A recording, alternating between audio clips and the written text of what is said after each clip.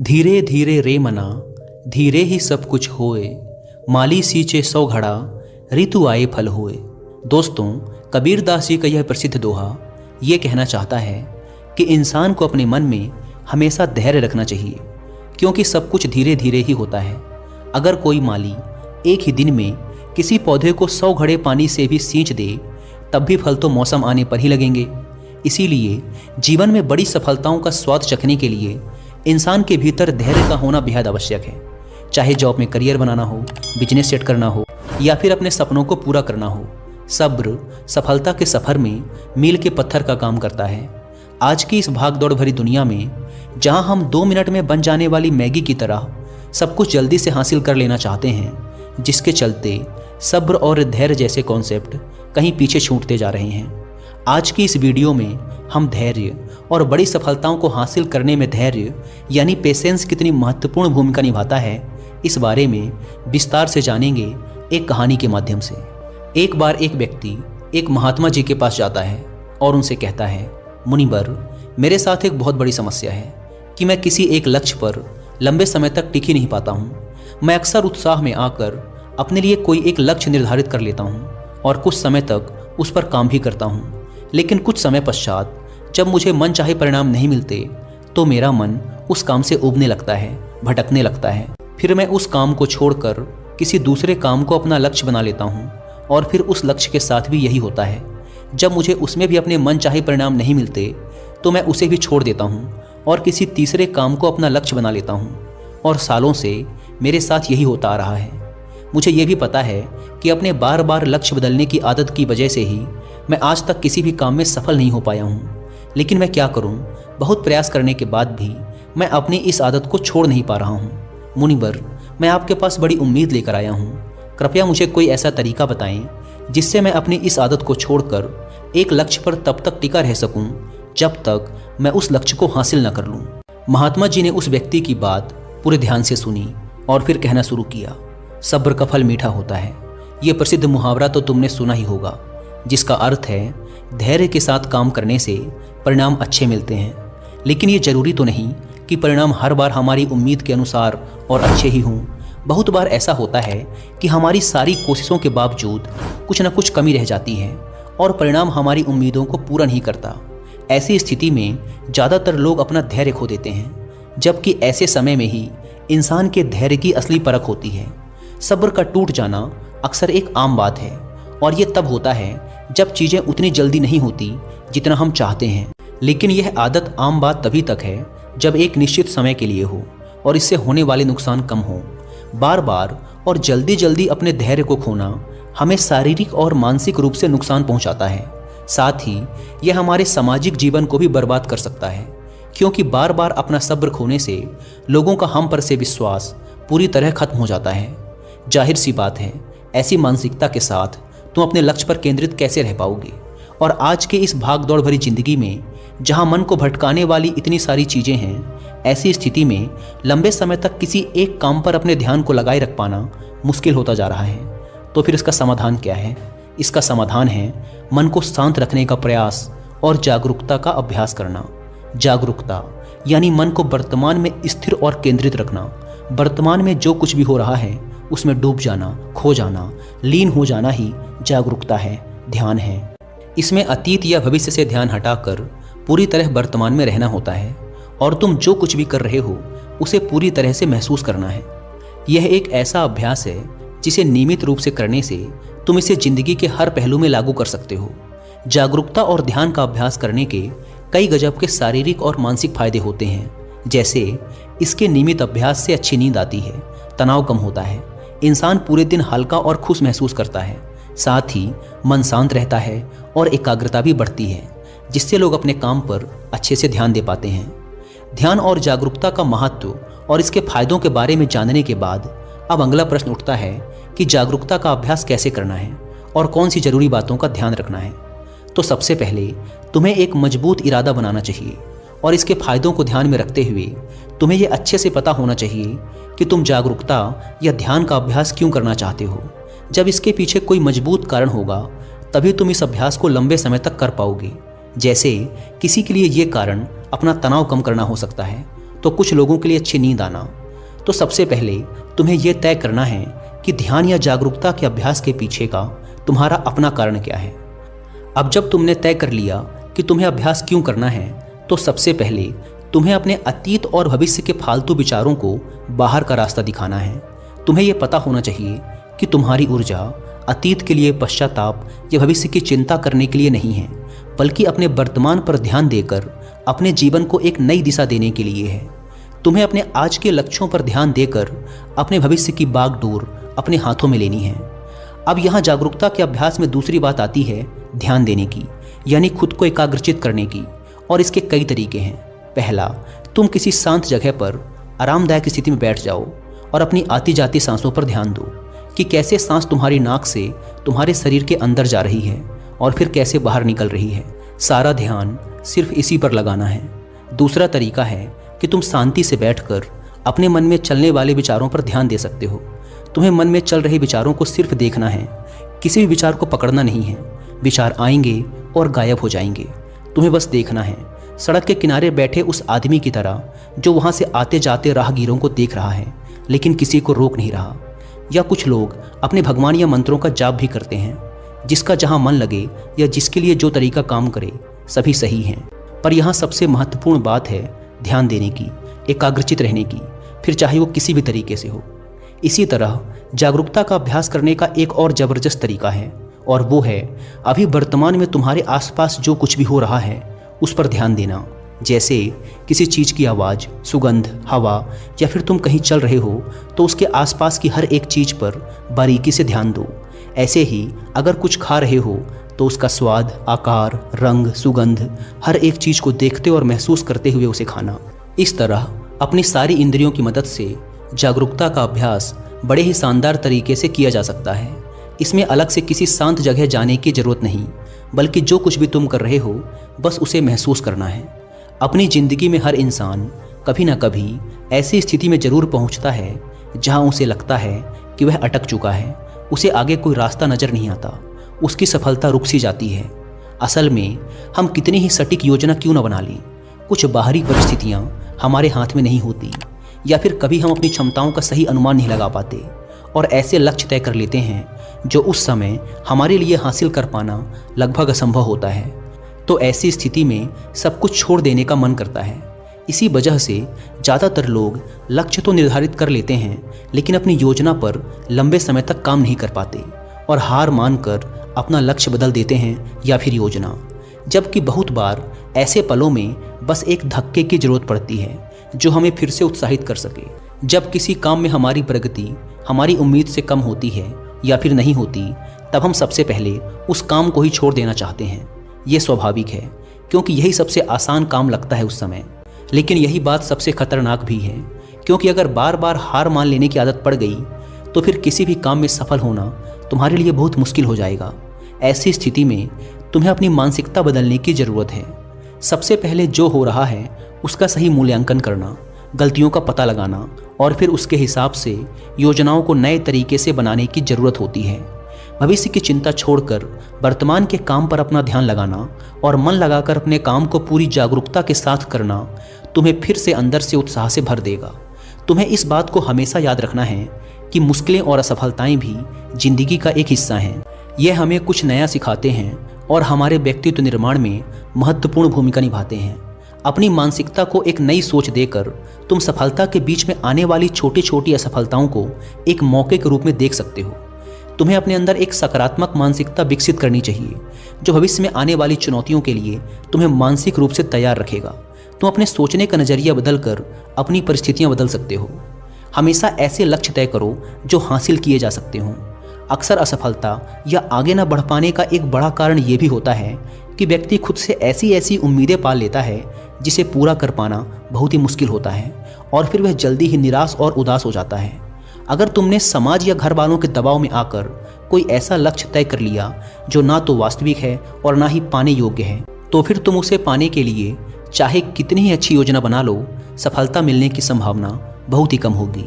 हम अपने आसपास देखते हैं कि लोग सालों साल अवास्तविक लक्ष्य बनाकर उसके पीछे बर्बाद कर देते हैं और आखिरकार एक दिन थक कर हार मान लेते हैं।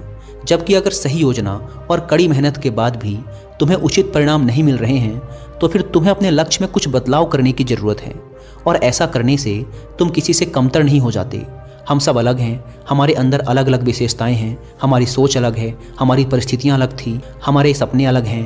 इसीलिए किसी की देखा देखी, किसी की नकल ना करके, किसी के दबाव में ना आकर तुम अपने लिए वो लक्ष्य बनाओ जो तुम्हारे लिए सबसे सही हो। तभी तुम अपना सर्वश्रेष्ठ प्रदर्शन कर सकते हो और इसमें सफल होने की सबसे ज़्यादा संभावना भी है।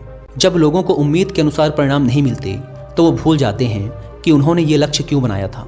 अपने लक्ष्य हासिल करने के लिए जब हम योजना बनाते हैं तो इसके पीछे दो प्रमुख कारण होते हैं, एक आंतरिक और दूसरा बाहरी। जब किसी भी काम में प्रगति धीमी पड़ जाए या तुम्हारा आगे उस काम को करने का मन ना करे या फिर तुम हार मान लो कि अब मुझसे नहीं होगा, ऐसी स्थिति में तुम्हें अपने क्यों को याद करना है कि तुमने ये लक्ष्य क्यों बनाया था। खुद को याद दिलाना है कि अगर तुम हार मान लोगे तो इससे तुम्हारे अपने और तुमसे जुड़े लोगों के जीवन पर क्या प्रभाव पड़ेगा।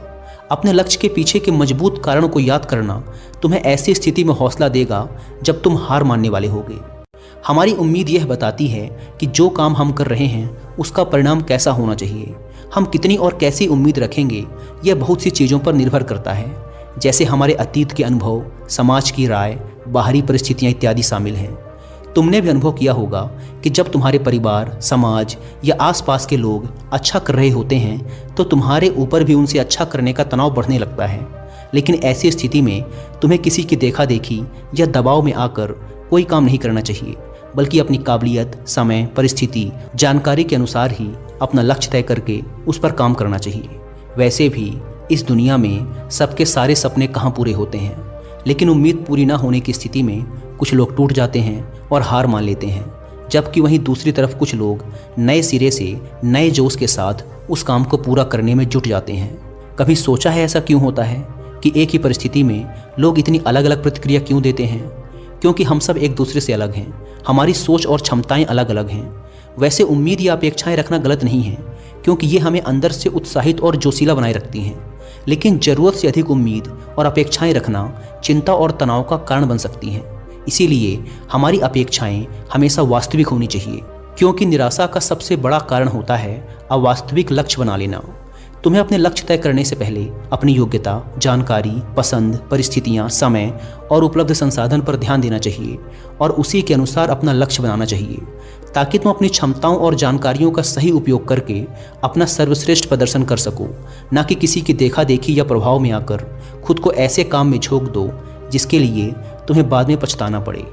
श्रीमद् भगवत गीता में कहा गया है कि कर्म करो, फल की चिंता मत करो, यानी कि सिर्फ परिणाम की लालच में काम ना करें, बल्कि उसके सफ़र का भी आनंद उठाएं।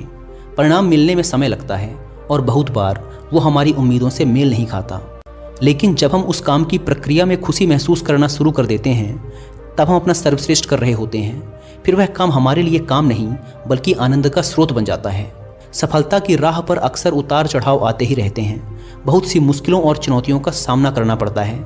इसी तरह बहुत बार परिणाम तुम्हारी सोच के बिल्कुल विपरीत होगा, लेकिन अगर तुम्हें उस काम को करने में ही आनंद आ रहा है तो तुम उदास और हताश होने से बच जाओगे। कहते हैं कि जिंदगी का क्या भरोसा कब किस मोड़ पे ले आए। जीवन पूरी तरह से अनिश्चित है और हमेशा हमारी योजना के अनुसार चीज़ें नहीं हो सकती, क्योंकि इसमें बाहरी परिस्थितियां भी अपना असर डालती हैं जिन पर हमारा कोई वश नहीं चलता। इसीलिए ज़रूरी है कि हमारी उम्मीदों में थोड़ा लचीलापन हो। हमें किसी भी तरह के अनचाहे परिणाम के लिए हमेशा मानसिक रूप से तैयार रहना चाहिए।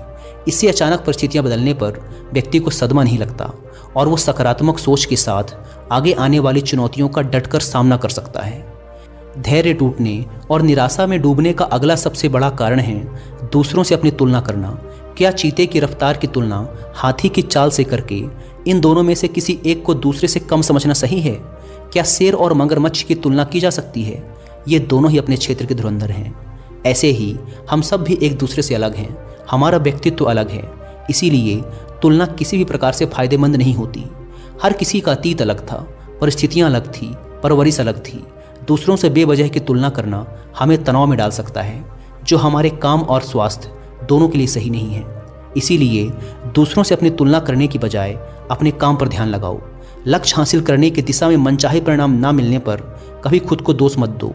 खुद के प्रति ज़्यादा कठोर होना भी सही नहीं है, क्योंकि लगातार खुद को दोष देते रहने से हालात तो बदलेंगे नहीं, बल्कि तुम्हारा आत्मविश्वास और आत्मसम्मान बुरी तरह से प्रभावित होगा, जिसका परिणाम ये होगा कि तुम फिर नए तरीके से शुरुआत करने में खुद को बेबस महसूस करोगे। कहते हैं जैसा इंसान सोचता है एक दिन वैसा ही बन जाता है। इसीलिए ये ज़रूरी है कि हम इस बात को लेकर जागरूक रहें कि हमारे मन में किस तरह के ख्याल ज़्यादा आते हैं। खास तौर पर सोने से ठीक पहले और सुबह उठने के ठीक बाद आने वाले विचार हमारी ज़िंदगी बदल देने वाले होते हैं, क्योंकि रात में सोने से पहले हम जो सोचते हैं हमारा अवचेतन मन पूरी रात उस पर काम करता है। कबीर दास जी ने एक बार कहा था कि निंदक नीरे राखिए, आंगन कुटी छबाए, बिन पानी साबुन बिना निर्मल करे सुभाए।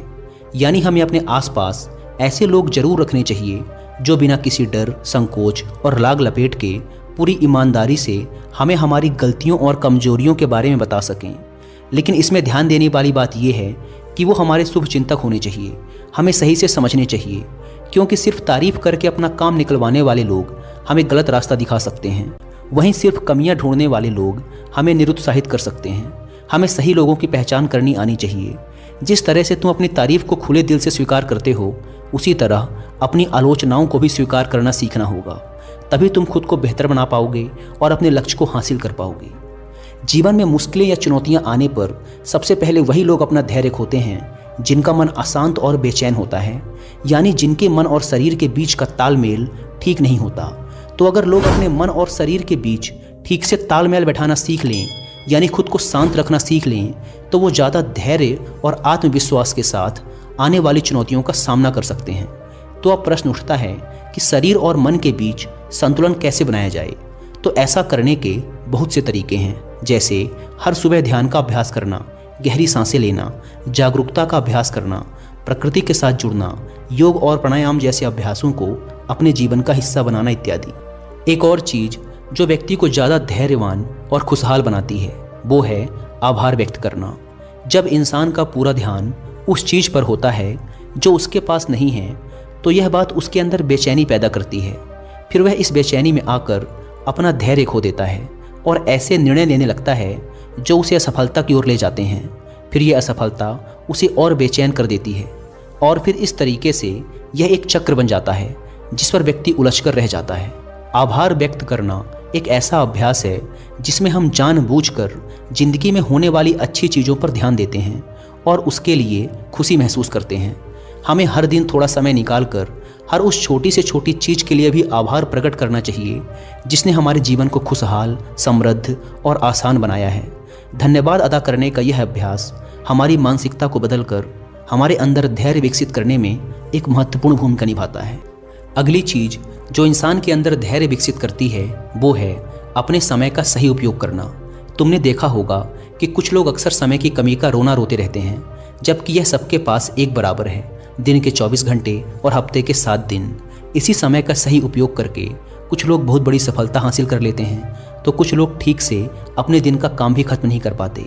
इन दोनों ही प्रकार के लोगों में सिर्फ एक ही फर्क है और वो है अपने समय का सही उपयोग करना।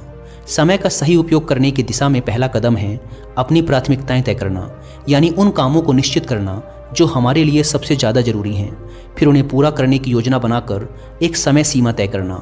काम पूरा करने की समय सीमा निश्चित करना जरूरी है, क्योंकि यही हमें अनुशासित रखती है, वरना टाल मटोल करना तो इंसानी स्वभाव है।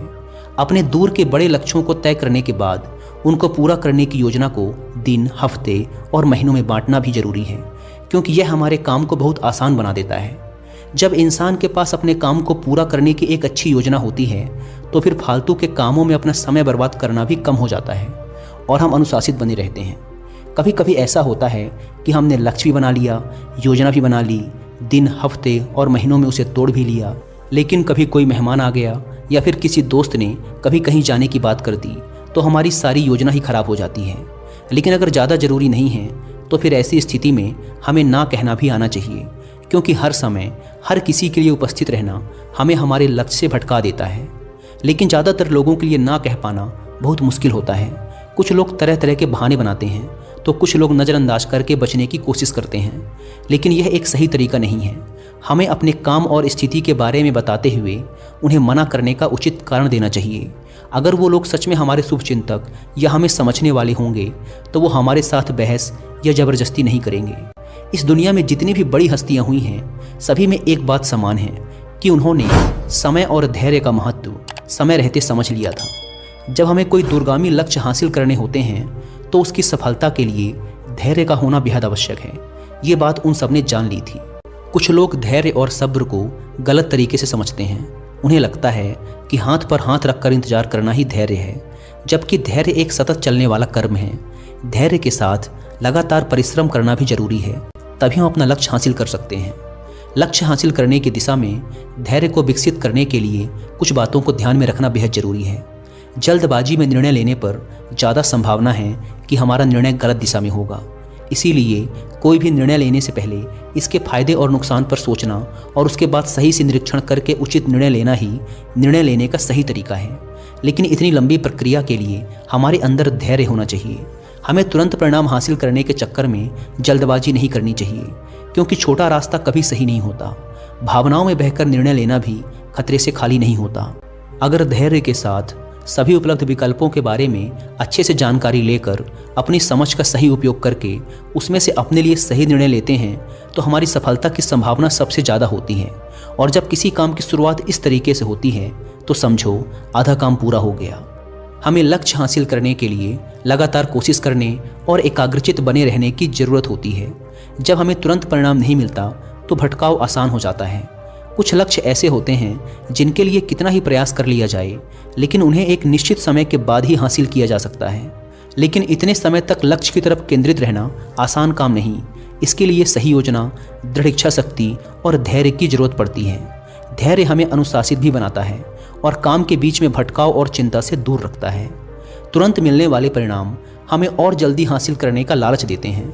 इससे होता ये है कि हम जो भी छोटी छोटी सफलता या लक्ष्य हासिल करते हैं उसके लिए खुश होना भूल जाते हैं, जिससे हमारे अंदर उस छोटी सफलता का उत्साह नहीं आ पाता और हम उसी तनावपूर्ण स्थिति में बने रहते हैं जो काम के बीच में होती है।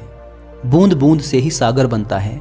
हर काम के लिए एक निश्चित समय लगता है।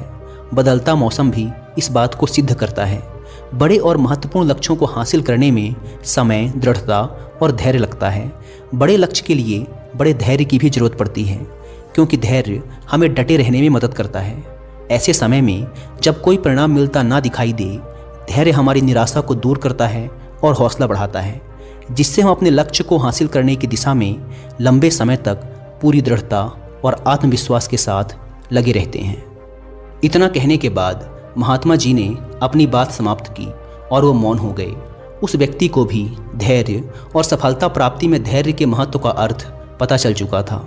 उसने इस जानकारी के लिए महात्मा जी का धन्यवाद किया और वहाँ से चला गया। दोस्तों, मुझे उम्मीद है कि आपको भी इस वीडियो से काफ़ी कुछ सीखने को मिला होगा। धन्यवाद।